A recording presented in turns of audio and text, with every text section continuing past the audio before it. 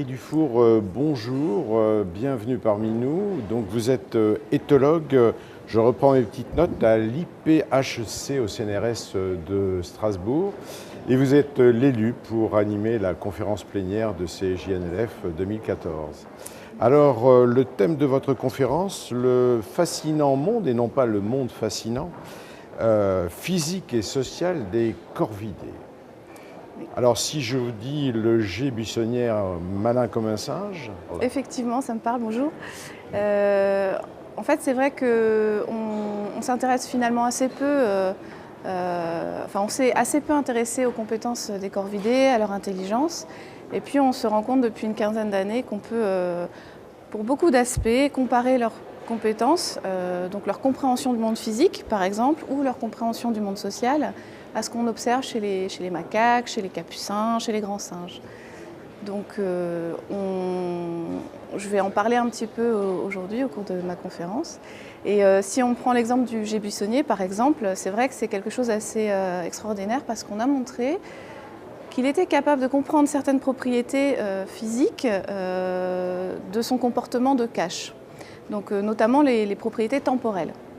Et en fait, il semblerait que cet oiseau qui cache de la nourriture et qui la retrouve plusieurs mois plus tard parfois, comprenne exactement ce qu'il fait, où est-ce qu'il doit cacher, quand est-ce qu'il doit cacher, et surtout quand est-ce qu'il doit retrouver la nourriture avant que celle-ci ne devienne immangeable en fin de compte. Oui, parce que je crois qu'il est capable, par exemple, si on lui donne des vers et des graines, d'aller d'abord chercher les vers, parce que les vers vont se détériorer, vont pourrir et être donc moins bons, et donc il va aller d'abord chercher les vers avant les graines. Oui, donc il semblerait qu'il soit attentif aux propriétés de la nourriture qu'il cache, qu'il s'en souvienne et qu'il puisse associer à la fois le temps qu'il faut, le temps maximal qu'il a pour aller la chercher, quel type de nourriture c'est et où c'était aussi. Donc ça c'est quand même très très compliqué et c'est pas quelque chose qu'on a pu mettre en évidence chez des primates par exemple, enfin chez des primates non humains. Voilà. Et j'ai un petit peu regardé les travaux de Nikki Clayton, oui, qui est une éthologue également, et qui a montré finalement que le G était capable de se faire accompagner éventuellement d'un G voleur, d'où toute la problématique de la théorie de l'esprit. Oui, alors non seulement ils sont capables de cacher, de savoir où ils cachent et ce qu'ils cachent, mais ils sont également capables de savoir s'ils ont été observés ou pas, et par qui. Donc ils vont se comporter différemment s'ils ont été observés par un individu dont ils savent qu'il peut voler, parce qu'il les a déjà volés dans le passé, par rapport à un individu qui ne leur a jamais rien fait, qui n'a jamais pillé leur cache.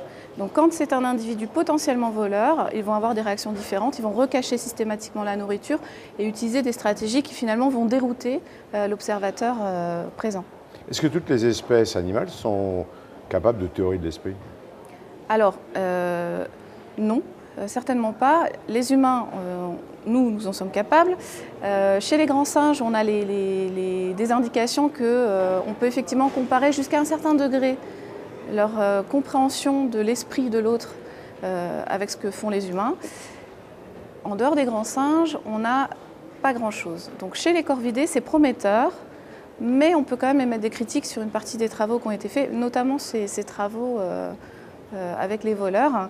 Il semblerait donc que si on modélise mathématiquement ce travail avec une règle simple, c'est-à-dire être observé par un individu plus dominant que moi et qui m'a déjà volé, le stress encouru peut conduire l'animal à s'activer plus que s'il était observé par un autre individu. Et simplement l'activation, le stress, pourrait conduire à recacher, décacher, recacher, ce qu'on interprète nous comme de la théorie de l'esprit, qui en fait finalement n'est peut-être que quelque chose de beaucoup plus simple. D'accord, merci. Alors pour en savoir plus, rendez-vous tout à l'heure à 11h. Merci.